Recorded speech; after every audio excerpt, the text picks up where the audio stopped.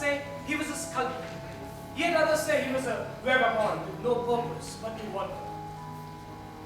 What they all agree upon is that Pygmalion was in search of beauty, true beauty, one untouched by misfortune, unblemished by fate, one that embraced perfection with such innocence that a man had but to glance once and lose himself forever.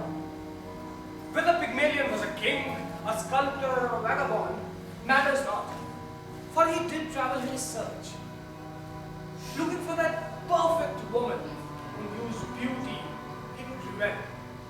When his own travels met with a knot, he relied in myth and folklore, traveling to distant islands and mysterious valleys where people spoke of having seen angels descend from heaven and mermaids rise up from the ocean. But he found nothing. Just as he was convinced that his search for perfection would go unrequited, he had a strange epiphany. He realized that perfection could not be found, for there were too many scars, too many blemishes in the canvas of reality. No, perfect beauty could only be created. It had to be in another world, a world where everything was known, where everything could be conditioned to facilitate that beauty and everything unwanted could be removed. A world where there was no disease, where the leaves never withered, and where the soft skin of a woman was untamed. That world was art. And thus was born Pygmalion, the artist. He was like any other artist. Or I should say, every other artist is like him. Every artist sees the imperfections around him and seeks to rise above them, and in that, each one of you is an artist in your own right. So you create something sublime, something you would never find here in reality. You create, say, a dance. For the one who dances must know how to move, how to narrate, and how to listen, making her the most accomplished of all artists. You imagine this woman who has dedicated herself to this art and attained proficiency so great that even the angels in heaven pause to see her sway.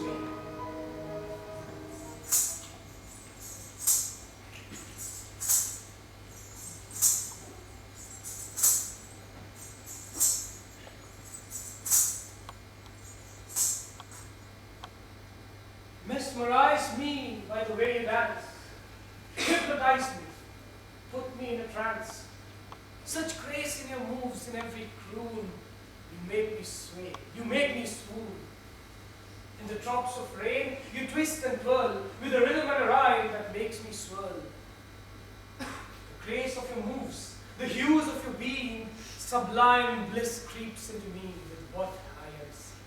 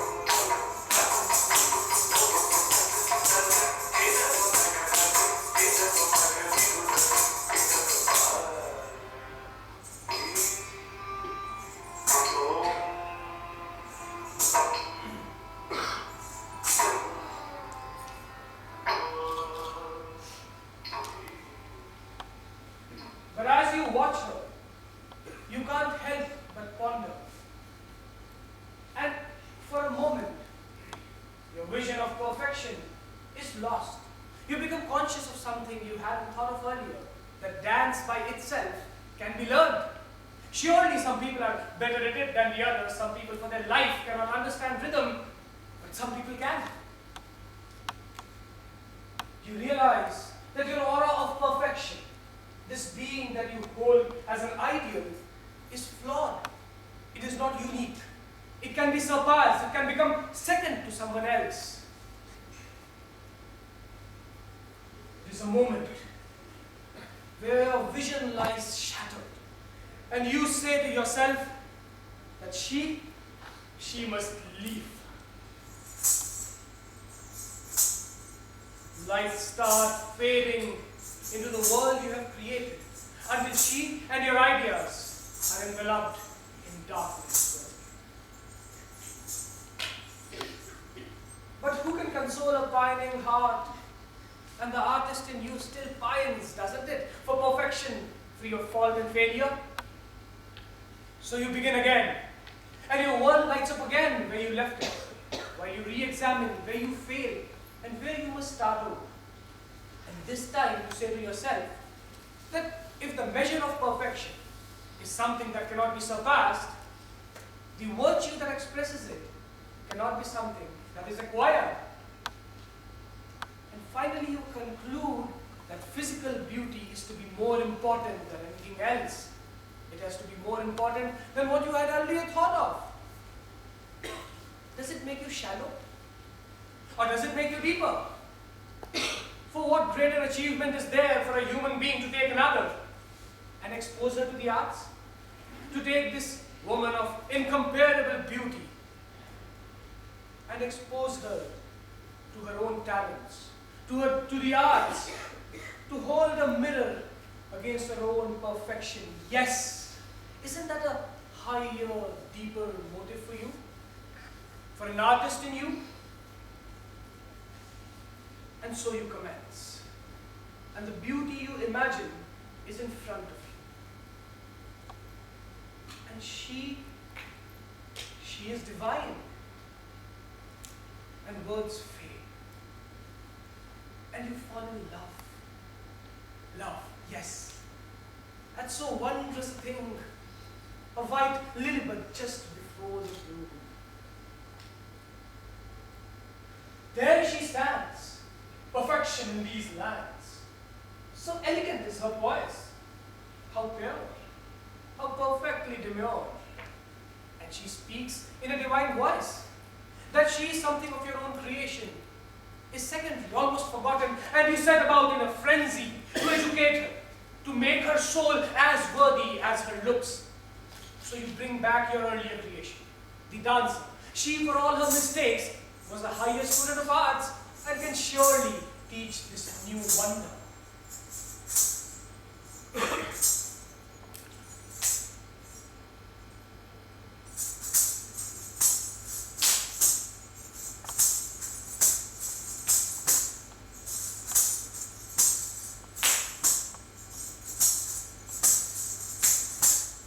How you move, each action so smoothly melting into the next. The water flowing down a hillside and ended with a cascading waterfall. You are too kind. Surely you exaggerate. I mean every word I say. I wonder, how does one attain mastery of an art like that? I wish I could dance as well. Practice. It is the only way.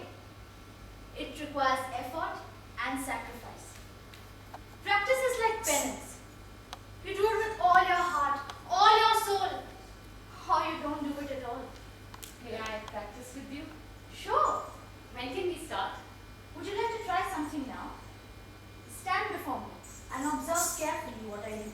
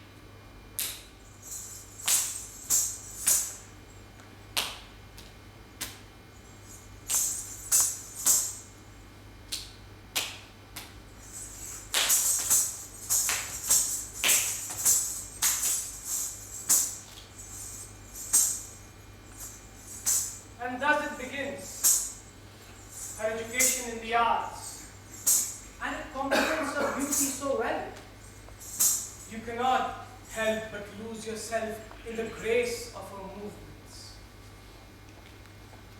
She comes so close to you, but you are too far away. You find yourself hungry for her touch, for her sight, for her to hear your calls. You reach out to hold her, but you cannot. And you resign yourself to your confines, away from the glory you create. You are beautiful, truly so. How one can be as magnificent as you, I cannot comprehend. It is at a real, unworldly. Surely you exaggerate. You yourself are quite a piece of art. But I paid beside you. I doubt a third would cast me a glance when you are near. All you have to do is dance. Sway your arms, twirl around, and he shall forget me. Entranced by a beauty, much greater than a face, a beauty in action. And you wait. You are learning well, and soon you will be as good a dancer, if not better. What then will be your excuse to attracting every man in the world? I shall tell the men of the world that I shall let myself be taken, only when you have found one for yourself. Then we shall be alone our entire lives. So be it then. We shall still have each other. You are divided from her only by your own thoughts and what you consider to be real. But you are madly in love with her, desperately, passionately, furiously. You love her so. You are madly in love with her, but you cannot do anything because she belongs to a different world, a world inside your mind, colored by your own thoughts. And you are on this side of reality, unable to cross over, so far, yet so tantalizingly close. And you decide you must have her. But how? The only recourse then is to enter your own story as another character. Interesting. As a mentor, perhaps. Through this mentor, you will pour your life into the story. For the mentor is but a projection of you, an image that will make you closer to the woman you love. Culture and civilization has come not from how well the people master the art, but how much they respect them. And likewise for you, who seek to learn unto perfection. Before you can move to dance, you must pay homage to those who created dance, to him who created you. And then you must ask yourself, why is it that you want to learn how to dance? Is it for your glory as a dancer, or his as a creator? You must know that art exists only in paradox. You shall not find that what you seek. If you seek to find fame, it shall evade you forever, and you will only find loneliness. If you seek proficiency, you will only meet fruitless failure. Yet, if you see it as a journey, then you shall reach a destination marked with happiness and fulfillment. If you seek to celebrate not yours, but his greatness, you shall meet the exaltation of the admirers of the world. And also, only if you commit yourself to toil, penance, and practice, shall you be blessed with mastery unsurpassed. Through this mentor, who is but a thinly veiled disguise of yourself, you continue to make her worthier. You teach her the values of the abstract,